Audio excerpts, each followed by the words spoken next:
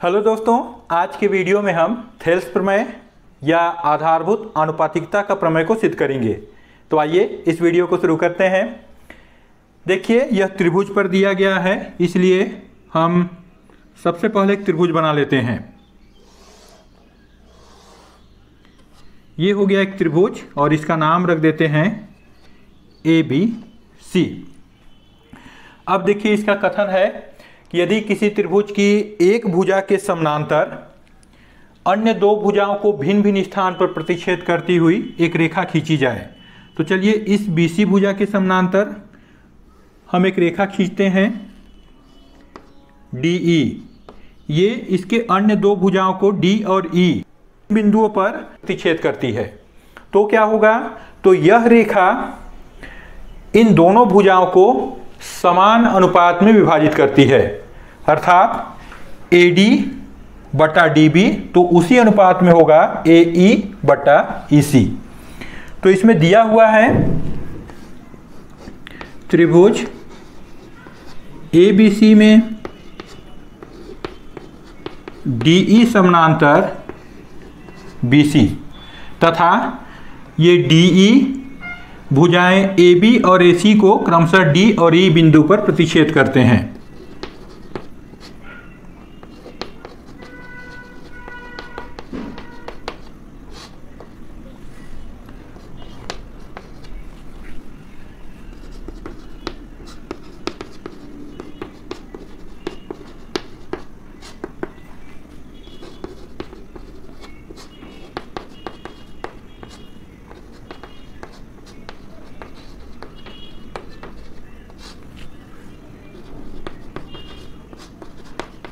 ये हमको इस कथन से प्राप्त हो गया। अब देखिए, हमको सिद्ध करना है AD बटा DB। AD बटा DB बराबर होगा AE बटे EC के। ये थेल्स प्रमेय का सूत्र है, इसी को हमको सिद्ध करना है। अब इसमें हमको कुछ रचना करना है। तो रचना में देखिए, BE को मिलाया और AB पर एक लंब खींचा। ये देखिए, AB भुजा पर लंब खींचा और इसको हम रख देते हैं EF। इसी तरीके से CD को मिलाया और इस AC भुजा पर एक लंब खींचा DG। तो इसको रचना में भी लिख लेंगे, BE तथा CD को मिलाया एवं EF लंब AB और DG लंब AC खींचा। ये हो गया रचना। अब चलिए उपपत्ति में हम इस प्रमेय को सिद्ध करते हैं। आगे देखिए, यहाँ पे मैं थेल्स प्रमेय को लिख दिया हूँ। अब उपपत्ति में हम इसको सिद्ध करेंगे। तो उसके लिए हम इसको दो भाग में समझते हैं। पहला भाग रहेगा इस AB भुजा पर जो दो त्रिभुज बने हैं उनसे, और दूसरा भाग रहेगा AC भुजा पर जो दो त्रिभुज बने हैं उनसे। तो देखिए, इस AB भाग पर दो त्रिभुज बने हैं ADE और BDE। इनको हम पहले ले लेते हैं।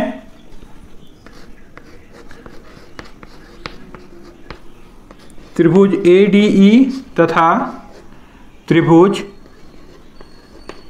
BDE में ये रहेगा पहला भाग। दूसरे भाग में हम लेंगे इस AC भुजा पर बना हुआ ADE और CDE में त्रिभुज ADE तथा त्रिभुज CDE में। अब देखिए, त्रिभुज का क्षेत्रफल का सूत्र लगाएंगे। त्रिभुज का क्षेत्रफल बराबर होता है 1/2 आधार गुणे ऊंचाई। तो देखिए, बारी बारी से इन दोनों त्रिभुज का लेंगे तो हो जाएगा त्रिभुज ADE का क्षेत्रफल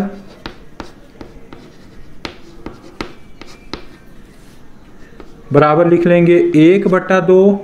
आधार क्या होगा इस त्रिभुज में, देखिए ADE में AD और ऊंचाई इसका लंब, तो लंब यही है EF, तो AD गुणे EF, ये हो गया पहला समीकरण। इसी तरीके से त्रिभुज BDE का क्षेत्रफल 1/2।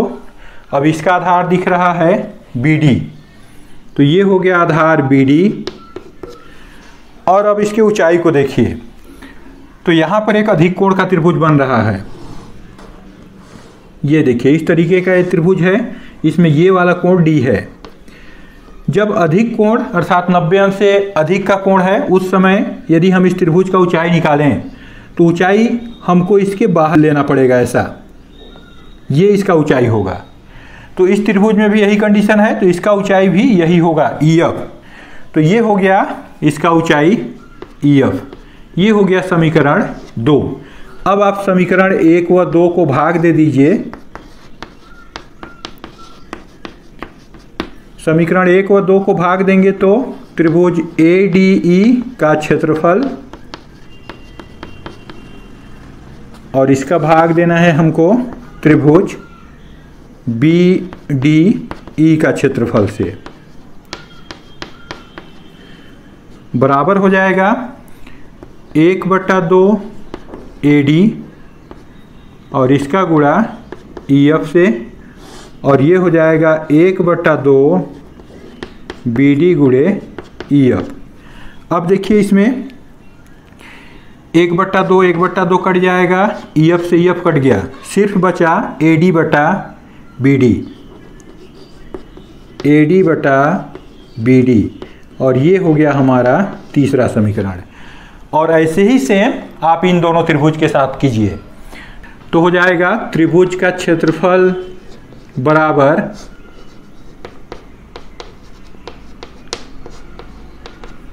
1/2 आधार गुणे ऊंचाई,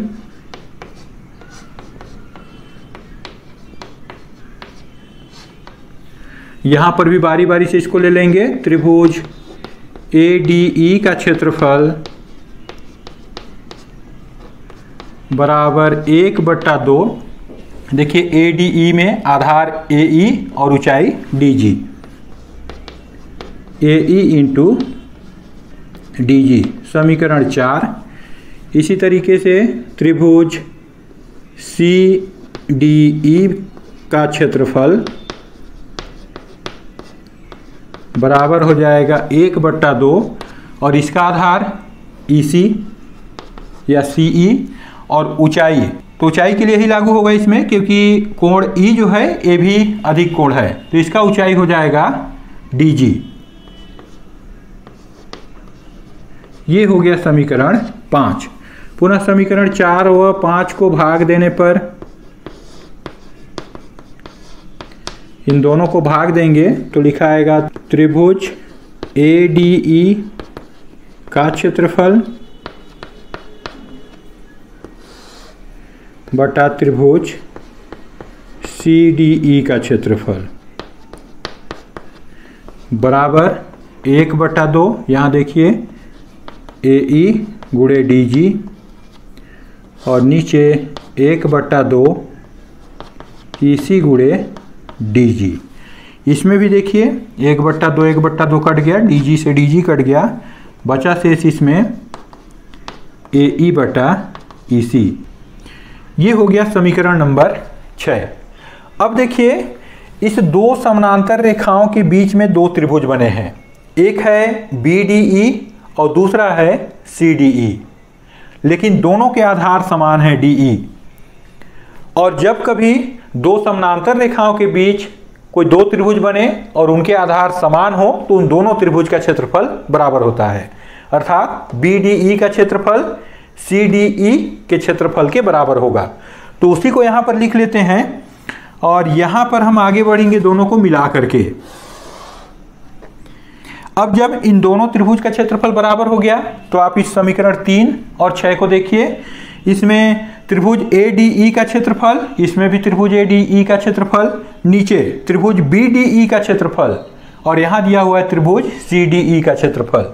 लेकिन जब BDE का क्षेत्रफल CDE के क्षेत्रफल के बराबर है, इसी को तो यहाँ पे लिखे हैं हम, तो जब ये दोनों बराबर हैं तब तो ये दोनों बराबर हो गए। तो इसके आधार पर हम लिख सकते हैं कि समीकरण 3 एवं 6 से, समीकरण 3 और 6 से क्या सिद्ध हो गया कि ये भाग भी आपस में बराबर होंगे, अर्थात